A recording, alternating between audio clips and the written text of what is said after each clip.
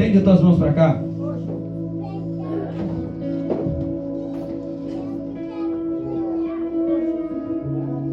Diga assim comigo: Senhor Jesus, que o Senhor usa a vida do Pablo, que não seja mais o Pablo, mas sim o Espírito Santo de Deus falando através da vida dele. Assim nós oramos, assim nós te pedimos, em nome do Pai, do Filho e do Espírito Santo de Deus. Amém. Aplaude a Jesus, que é para ele a adoração, e deixa Deus te usar. Glória a Deus. Meus irmãos, a paz do Senhor Jesus. Que bondade, pode tomar o nosso assento. Que alegria poder retornar essa casa. É sempre um motivo de muita honra, muita glória, né? E sempre muito bom poder estar com um povo tão alegre, né? E sempre muito feliz, muito vencido. E a gente fica muito contente de poder estar aqui. Obrigado, pastor Jackson, que nos fez o convite. Dei um pouquinho de susto nele de enviar a foto do cartaz. Mas o pastor Jackson é um amigo. Eu dizia para o co-pastor aqui que eu conheço há algum tempo. O Jackson já prega, já canta, sempre atendendo na necessidade da igreja. Comentei com ele, eu estava muito feliz com aquilo que Deus ia fazer, né? Mas eu tenho certeza que o Senhor vai se encaminhar, né? Eu acredito que quando Deus não permite a gente dar um próximo passo, é porque tem algumas coisas que a gente precisa fazer no local onde Deus nos estabeleceu. Então é um tempo, conforme a Bíblia diz, né, para todas as coisas. Deus te abençoe, a ti, a tua casa, a todos os obreiros, irmãos que aqui cooperaram de alguma forma. Que Deus em Cristo Jesus abençoe vocês. Amém? São tantos testemunhos que nós vimos, né, de palavras liberadas por homem de Deus neste altar.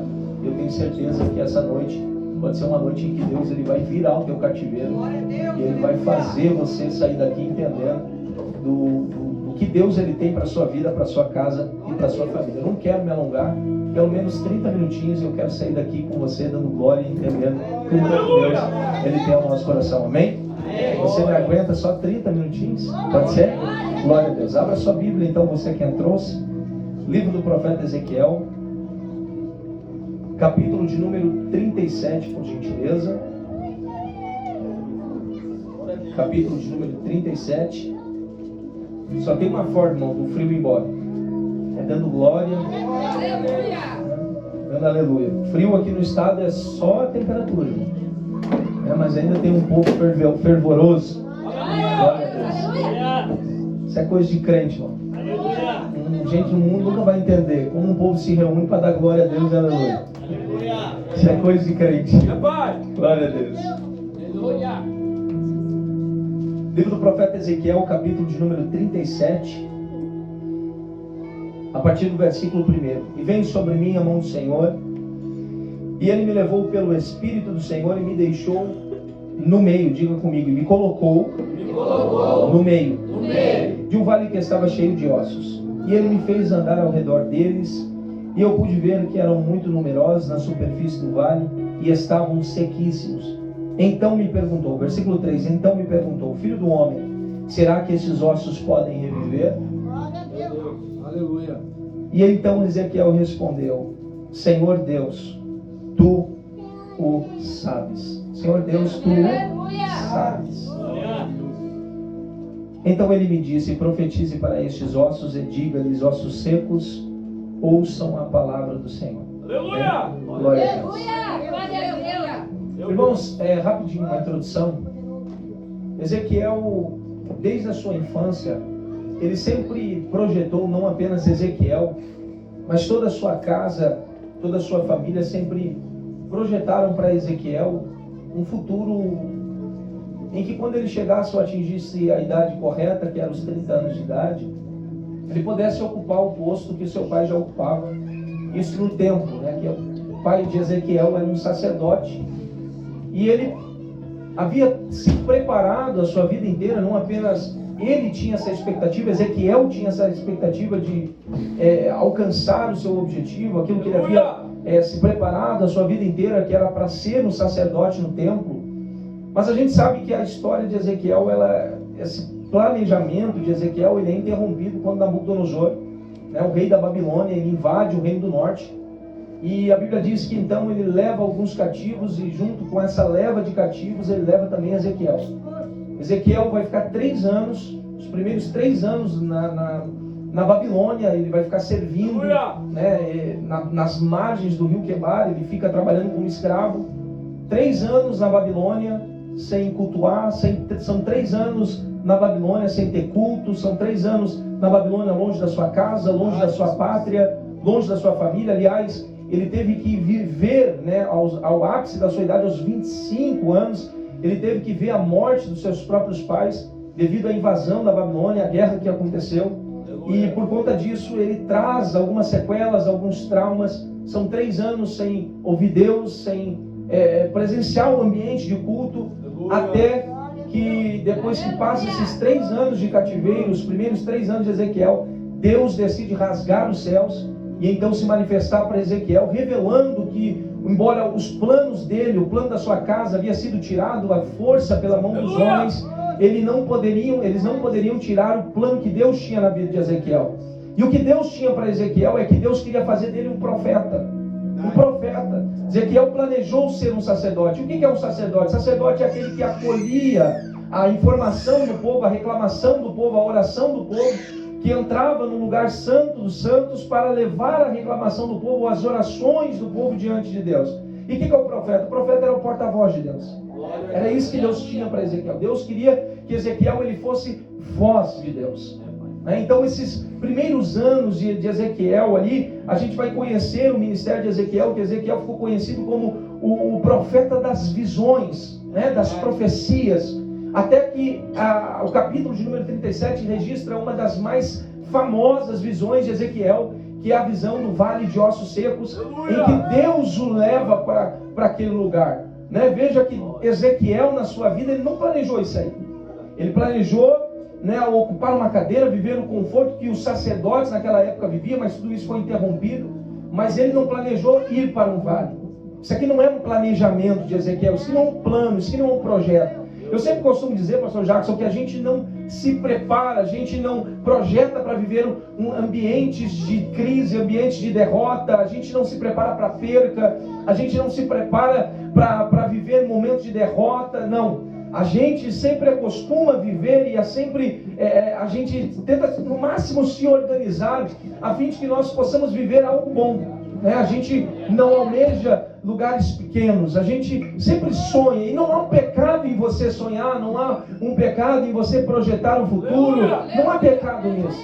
Mas a gente sempre quer mais, isso é do ser humano, a gente almeja alguma coisa nessa vida, porque a gente sabe que aqui a gente só está de passagem, tudo isso aqui vai passar. Então é bíblico, a Bíblia diz que nós devemos procurar viver o que Deus tem para nós, e a Bíblia mesmo menciona dizendo que o que Deus tem para nós, os planos de Deus, não são os nossos planos, né? São planos maiores, coisas melhores, é o que Deus projeta para a gente. Só que a gente nunca pensa que Deus pode nos conduzir para o vale.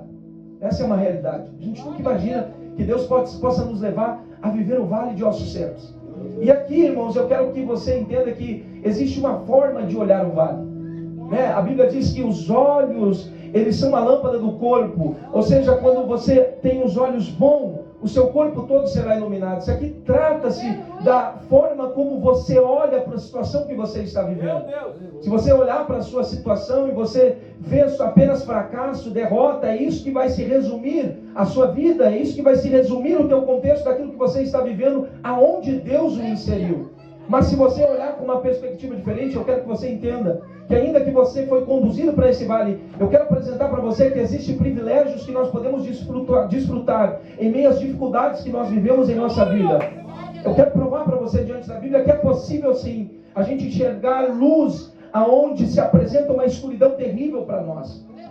E a gente pode ver, irmãos, alguns privilégios nesse vale que Ezequiel ele vivenciou. O primeiro privilégio está no capítulo 37, versículo de número 1, quando Ezequiel ele diz assim: e veio sobre mim a mão do Senhor. E eu acho isso aqui extraordinário, porque veja que Deus aqui não transformou nada ainda. Veja que Deus aqui não realizou nada ainda na vida do profeta. Ele vem de tempos de percas, e os capítulos anteriores ele perde até sua esposa, ele vive tempos de lutos. E Deus aqui não havia feito nada, até que o texto diz, e veio sobre mim a mão do Senhor. Meu Deus! E aqui, irmãos, que começa a transformação. Porque toda transformação, ela passa a acontecer a partir do momento que Deus decide tocar. É quando Deus decide tocar que tudo muda. É quando Deus decide tocar, irmãos, que as coisas começam de fato a acontecer. Isso aqui me faz lembrar de Mateus capítulo de número 8, quando a Bíblia diz que um certo leproso havia saído do leprosário, um homem carregado de feridas profundas. E a Bíblia diz que ele está indo em direção à cidade, até que Jesus, ele desce do monte. A Bíblia diz que uma multidão o acompanhava. Ele se prostra diante de Jesus, ele roga para Jesus, pedindo para que Jesus se pudesse curar. E a Bíblia diz que Jesus, querendo, disse sim para ele, estendendo a sua mão. Está na Bíblia. E a Bíblia diz que Jesus o tocou e imediatamente toda aquela enfermidade daquele homem desapareceu e ele foi curado. Por quê? Porque o milagre, ele passa a acontecer, queridos, quando Deus, ele decide tocar. E a notícia que eu tenho para você aqui essa noite é que Deus decidiu hoje, nesse momento, começar a tocar em algumas pessoas que estão aqui. E eu não sei se você acredita, mas isso aqui é profético para alguém. Talvez você venha vivendo tempos de crises, tempos de dificuldade, tempos de luta, mas eu vim aqui dizer para você, em nome de Jesus, hoje Deus começa a tocar e a tua história passa a ser transformada a partir do toque de Jesus.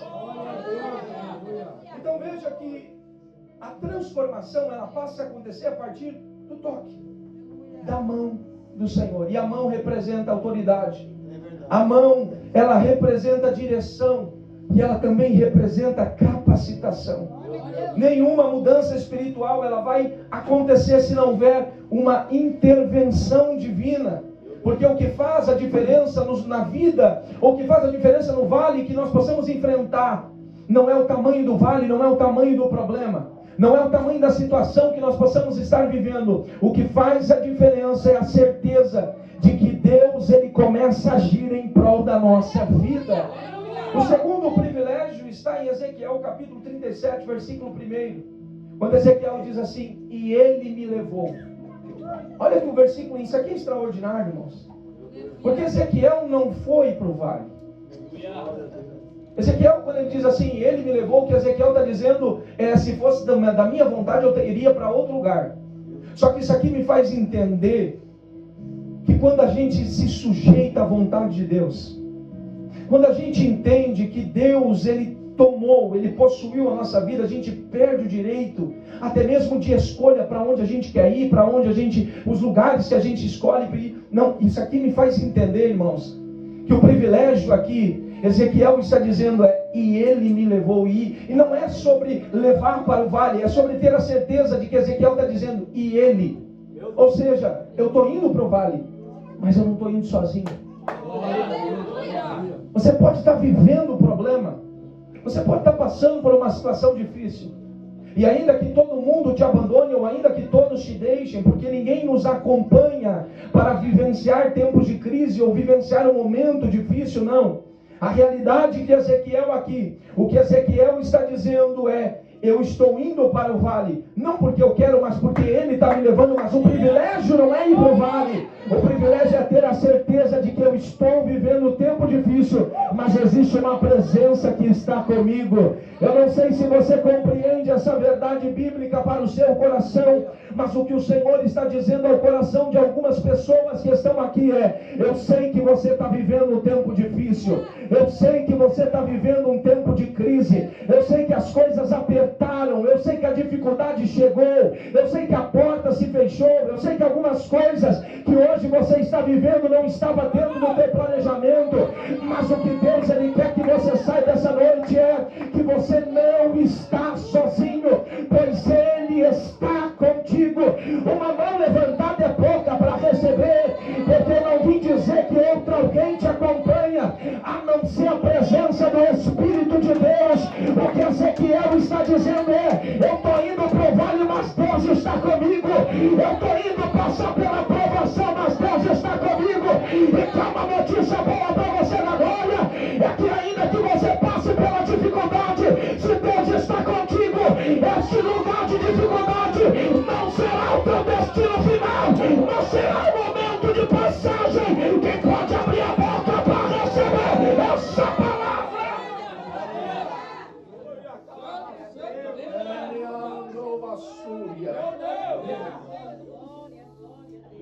E Ele me levou. Eu não pedi para viver isso, mas Ele me levou. Eu estou pregando para pessoas que estão neste questionamento com Deus. Você não pediu para viver o que você está vivendo, mas você ainda insiste em dizer para Deus: foi o Senhor que me colocou. Aleluia. E quer saber do melhor quando a gente é conduzido por Deus? Porque Deus, Ele sabe exatamente aonde Ele vai nos levar. E às vezes a gente não sabe. Às vezes a gente não consegue imaginar. Mas aquele que te conduz, Ele sabe exatamente aonde Ele está te levando. E às vezes Ele nos leva, irmãos, a lugares que nós nunca vamos entender. Deus nos leva a situações e a viver situações que a gente nunca vai conseguir entender. E sabe uma das coisas que é comum quando a gente começa a vivenciar problemas na nossa vida? Questionamentos. E a gente começa a contender com Deus. A gente começa a questionar sobre o vale, porque quando a gente desce o vale, a gente não vê saída. Quando a gente começa a descer o vale, a gente não consegue mais ver perspectiva alguma. E aí começam as indagações e questionamos a Deus: por que estamos vivendo isso? Por que estamos passando por isso? Glória. E as indagações são comuns na vida de todos aqueles que estão indo para o vale. Aleluia. Porque você não escolheu viver o que você está vivendo. Mas o que Deus Ele quer que você entenda é que o vale, ele é parte do processo. E se ele é parte do processo, significa que vale não é destino final. Eu preciso dizer isso aqui ao coração e ao espírito de alguém. O que Deus está dizendo para você é: eu não te levei para te matar neste lugar. Você não está vivendo porque eu tenho intenção de matar a tua fé, de matar a tua espiritualidade. O que eu quero que você entenda é que eu estou permitindo você passar por esse processo. Esse vale faz parte de algo que eu preciso realizar na tua vida. Mas é necessário você cruzar esse vale. É necessário você passar por essa prova. É necessário você passar por esse momento difícil. Mas tudo que Deus Ele quer que você entenda é que quem é guiado por Deus é capaz de atravessar lugares difíceis sem perder o propósito. Sabe o que é isso? É ter a consciência de que por mais difícil a situação que você está vivendo, você não vai desviar, não vai perder o propósito. Você vai permanecer fiel, não vai abandonar Jesus. Você não vai largar sua cruz porque teus filhos desviaram, porque a enfermidade bateu na tua porta. Você não vai largar a tua fé, abandonar o propósito que você fez com Deus, porque você está cruzando momentos difíceis. Quem é guiado pelo Senhor é capaz de atravessar desertos sem perder a essência, sem perder a verdade e sem perder o caráter. O que eu estou dizendo aqui essa noite pelo Espírito de Deus é que se você é guiado por Deus, pode vir a prova que vier, pode vir a guerra que vier, pode se levantar 11 mil demônios, eu tenho uma certeza, 1000 cairão de um lado, 10.000 à tua direita, mas você não vai perder o propósito, porque Deus não vai deixar você morrer nesse deserto. Levante a sua mão. Eu recebo a autoridade do Espírito para gritar o teu coração e dizer: vai passar, e Deus vai provar que Ele é Deus da tua casa. Quem pode abrir a boca, vai, abre a tua boca para adorar a Jesus.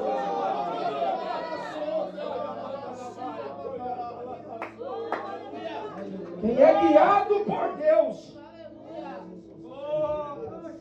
Eu sempre brinco, eu digo: passa pela prova, dando glória. Quem é guiado por Deus não desiste, mas permanece. Sustenta, irmão. Obrigado, Senhor. Sustenta. Glória a Jesus. Aguenta. Glória a Deus. Faz parte do processo. Terceiro, Ezequiel diz assim: e Ele me colocou no meio de um vale cheio de ossos secos. Pregador, que privilégio tem isso? Eu quero que você imagine um vale Deus pega Ezequiel e coloca no meio. E o que Deus quer com isso? Por que Deus nos leva para o meio?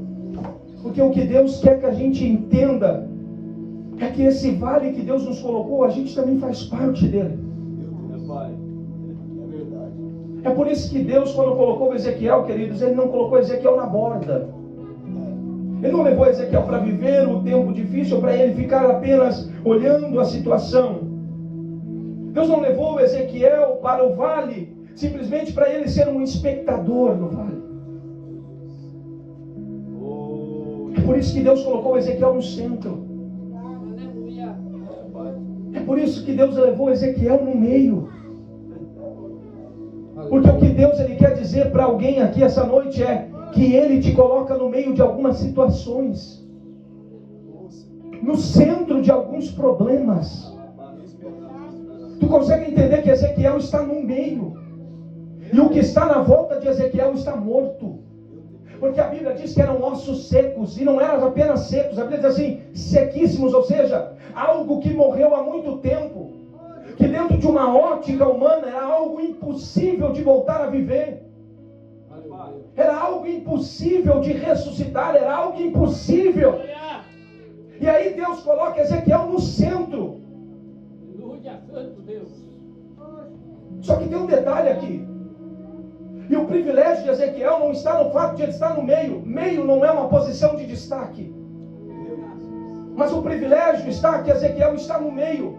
Só que há uma diferença entre o que cerca Ezequiel e entre Ezequiel. E qual que é a diferença? É que quem está cercando Ezequiel está morto. Trazendo para uma linguagem espiritual, ou seja, perdeu-se a esperança. Quem está na volta de Ezequiel perdeu a fé, morreu espiritualmente. Só que olha o detalhe, Ezequiel está onde? Só que Ezequiel está vivo.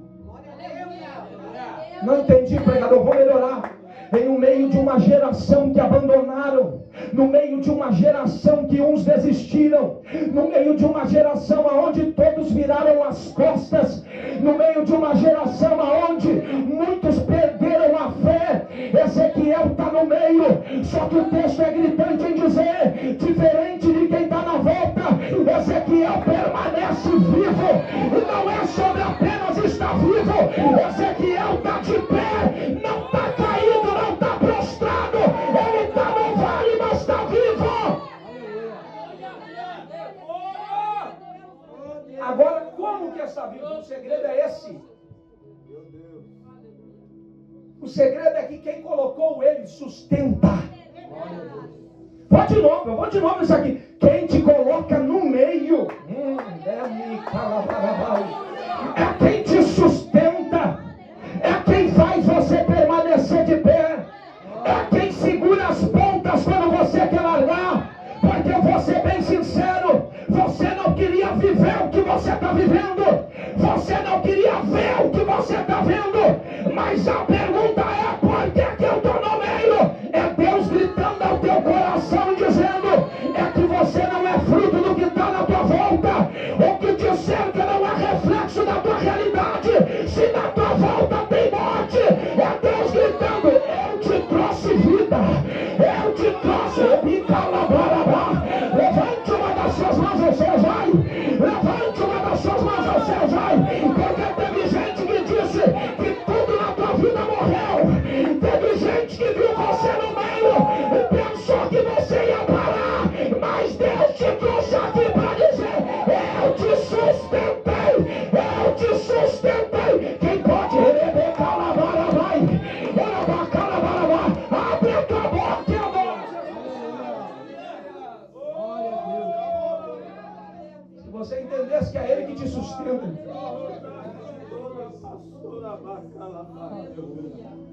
Olharam para a tua história, para o teu casamento e disseram, está só osso.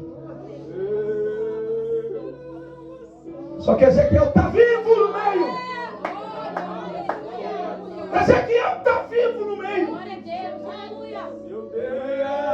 Melhora para você entender o que Deus está dizendo. Não é porque uns morreram, desistiram, que você pode desistir, Ezequiel. É claro que a pressão do vale traz medo ao teu coração. Visualizar estando no centro da vontade de Deus. A situação que você está visualizando não é uma coisa fácil de se ver.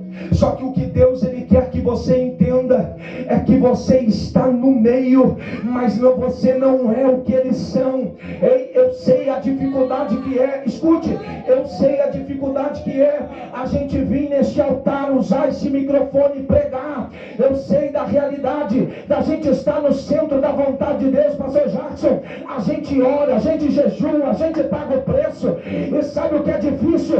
É a gente ter que cair na realidade do nosso vale. É descer o altar e se deparar com alguém desviado na nossa casa, com alguém em cima de uma cama, aonde os médicos disseram é impossível nesse quadro ser revertido. Eu sei o que é difícil. A gente está no centro da vontade de Deus, ser boca de Deus, profeta de Deus, cantar no altar, pregar no altar, chegar em casa e ver o ossos e o vale de ossos cheio. Mas eu vim aqui dizer para você, você está no meio, mas você não pode parar, você não pode desistir. O vale te assusta, mas ele não assusta o teu Deus.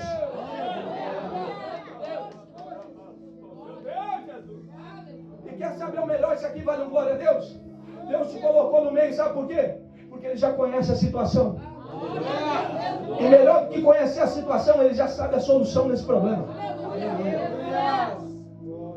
Só que o problema é que como a gente não sabe, a gente sofre algumas crises de ansiedade, a gente é tomado por alguns sentimentos. E aí por não vermos saída, a gente quer parar. Por não vermos saída, a gente quer desistir. Aí a gente procura o pastor para entregar o departamento. A gente não começa a fracassar nos cultos. A gente já não vem mais no culto. A gente começa a empurrar com a barriga a nossa vida espiritual. A gente já não ora, a gente deixa de ter compromisso. Ao invés de adorarmos a Deus, mudamos a música do rádio no carro. Passamos a escutar música mundana, quando Deus estava nos convocando, dizendo: eu te botei no meio, mas para você ser algo diferente, eu te coloquei no meio, para você não ser ossos, para você não ser o que eles são, mas para ser minha voz, representar o meu altar no meio dessa situação. E aí a gente quer parar. E eu vou dizer para vocês, Ezequiel também teve o mesmo sentimento, irmão. Porque isso aqui é humano. Tem vezes que dá vontade de parar mesmo. Tem vezes que dá vontade, irmão, de desistir mesmo. Só que olha o que Ezequiel vai dizer. No capítulo 37, versículo 2, olha o que Ezequiel diz. E ele me fez andar. Pastor Jackson, ele não disse o seguinte: e eu andei porque tinha força, eu andei porque tinha condições, eu andei porque sou forte. Não. Olha o que Ezequiel está dizendo. E ele me fez. Porque Deus não nos leva no vale para ficar parado. É por isso que você está na prova, mas você não deixa de vir no culto, irmão.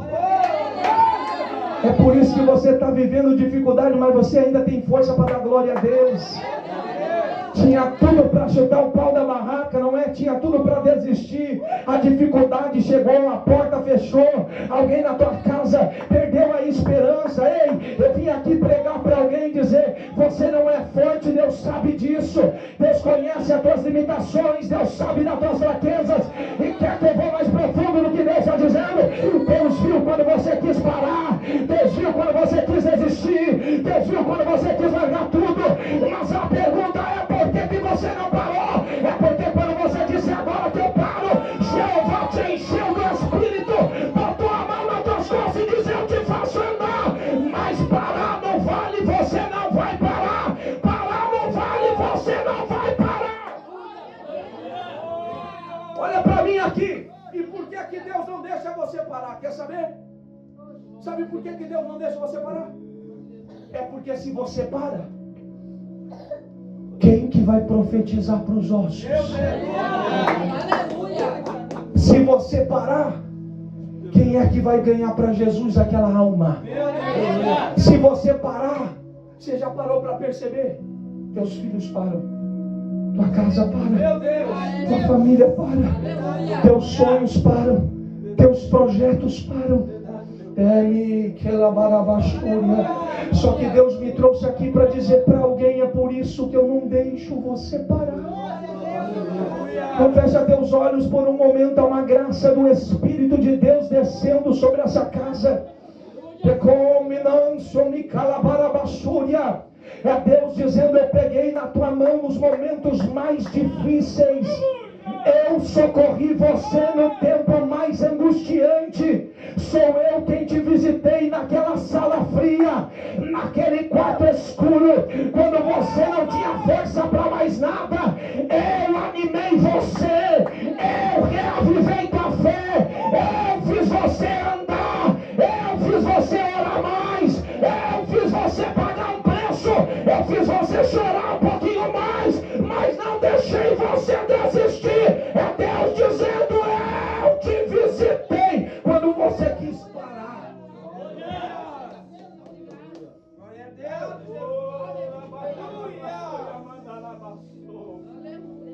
E por que eu tenho que andar no vale? Porque vale não é lugar de acomodação. Se você para, o vale não muda. Se você para, a tua casa não muda. Se você para, a tua família não muda. Se você para, a situação não muda. É por isso que Deus faz andar, porque a resposta da restauração é da parte de você que Deus colocou no meio. Mas olha, vai pesar. Eu sei que o glória diminui, mas se você não assumir a posição que você tem que assumir, se você não acatar a responsabilidade espiritual em Deus que você tem que assumir, grave isso aqui no teu coração: nada vai acontecer. A mudança parte a partir de você, Ezequiel. Deus te colocou no meio. Se coloca de pé. Obrigado, meu Deus. Obrigado, Senhor. Maravilha, Jesus. Aleluia. Maravilha, Deus. Coisa boa, Senhor. Coisa boa, Espírito Santo. Quinto segredo. Quem quer ouvir, diga amém. Amém. Está em Ezequiel capítulo 37, versículo de número 3, irmão. E aqui está a chave do porquê que Deus te levou para essa situação.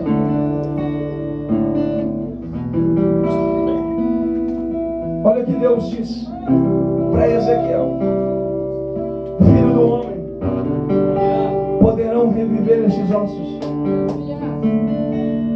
Olha para mim aqui. Aqui eu começo a entender o porquê que Deus nos leva a situações difíceis. E para quê? Para saber se a gente ainda tem fé nele. Enquanto as tuas mãos podem resolver, você não precisa de Deus. Enquanto você consegue fazer as coisas do teu jeito, eu e você não precisamos de Deus.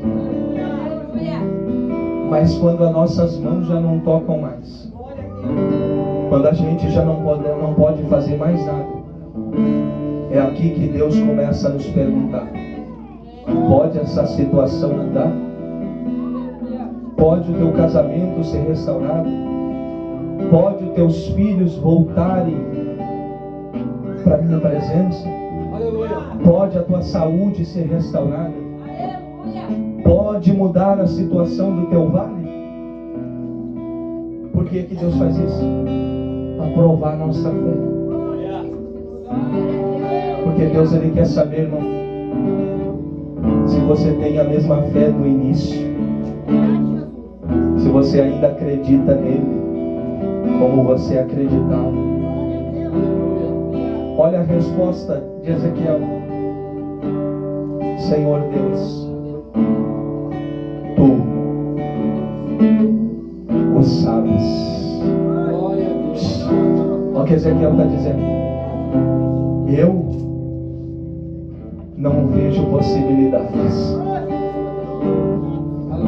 Mas ele está dizendo: mas Tu que é o Deus do impossível. Eu vou dizer de novo: Tu que é o Deus do impossível. Porque o que é impossível para o homem não é impossível para Deus. Levante uma das suas mãos aos céus. Eu não sei como está essa situação, eu não sei como está esse problema. Talvez eu estou pregando para alguém que entrou aqui dizendo: secou-se a esperança. Mas o grito do teu Deus para você essa noite é: o que para você é impossível, para mim não é impossível. Deus te trouxe nessa campanha das causas impossíveis só para lembrar você que o vale que você está vivendo, Deus pode trazer vida, Deus pode soprar e fazer algo novo na situação que você está vivendo. Se você acredita nessa palavra, eu quero convidar só quem veio para o culto e que precisa de uma resposta desse Deus das causas impossíveis. Sai do teu lugar, corre no altar e eu quero orar com você. E o Deus das causas impossíveis entrará em ação e você verá o manifestar